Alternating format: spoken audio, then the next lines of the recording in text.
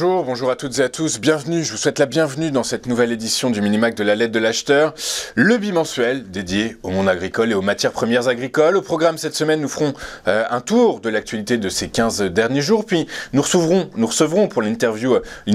du Minimac monsieur Thierry Pouche Thierry Pouche qui a coécrit un livre aux éditions Iris sur la géopolitique du sucre, et nous verrons entre autres comment est-ce que l'Europe et la France ont réagi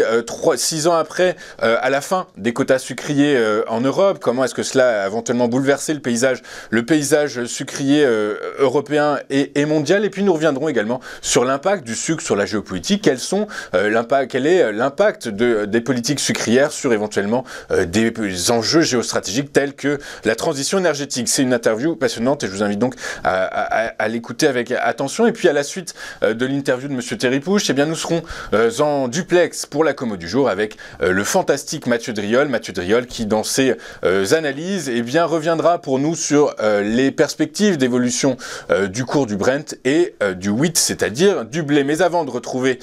nos experts, je vous propose de faire un détour par l'actualité de ces derniers jours et surtout de celle qui concerne le sucre, puisqu'au cours de la seconde quinzaine de novembre, la production de sucre dans le centre-sud du Brésil a augmenté de 35% par rapport à la même période de l'année dernière, atteignant ainsi 1,4 million de tonnes métriques selon les données du groupe industriel brésilien l'UNICA, publié mardi dernier. Ce fameux rapport de l'UNICA indique que 23,9 millions de tonnes de canne à sucre ont été broyées au cours de cette période, soit une augmentation de 46% par rapport à l'année précédente. La production globale d'éthanol, vous le savez, le Brésil est un grand pays producteur d'éthanol, a également connu une augmentation significative atteignant 1,25 milliard de litres, soit une augmentation de près de 40%. Les usines de la principale région de canne à sucre du Brésil terminent ainsi leur activité de broyage pour cette saison, et selon l'UNICA, 78 unités ont terminé la transformation jusqu'à présent, une diminution par rapport aux 178 unités à la même période de l'année dernière, ce qui est bon signe donc, et principalement en raison des conditions météorologiques défavorables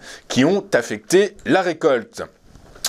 La demande mondiale de sources d'énergie alternatives peut contribuer à faire grimper les prix du soja en 2024, notamment en ce qui concerne l'utilisation accrue du biocarburant à base de soja. C'est un récent rapport de Reuters qui a noté que les agriculteurs américains, en particulier, pourraient planter davantage de soja au cours de la nouvelle année, ce qui pourrait aider à équilibrer les effets de conditions météorologiques potentiellement plus rigoureuses. Les conditions météorologiques liées à El Niño ont affecté effectivement l'approvisionnement en récolte pendant une grande partie de l'année, et ce dans diverses régions du monde. Mais la demande accrue de sources d'énergie alternatives comme les carburants à base de soja peut contribuer à soutenir les prix, plus particulièrement en ce qui concerne les conditions météorologiques difficiles dans certaines parties de l'Amérique latine qui ont été frappées par un manque de précipitations. Enfin, en France, l'agence agricole FranceAgriMer a augmenté mercredi dernier ses prévisions concernant les exportations françaises de blé tendre hors de l'Union européenne en raison de ventes projetées plus élevées vers la Chine, mais elle a exprimé ses inquiétudes pour la récolte 2024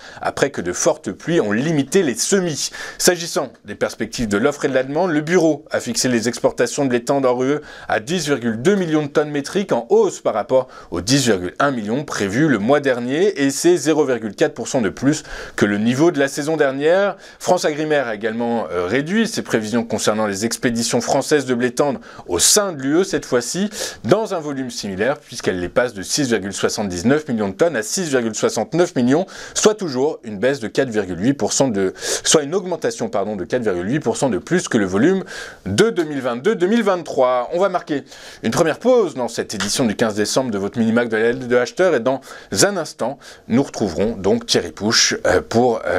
qu'il revienne pour nous sur son livre coécrit aux éditions Iris, La géopolitique du sucre. À tout de suite sur Téléfinance.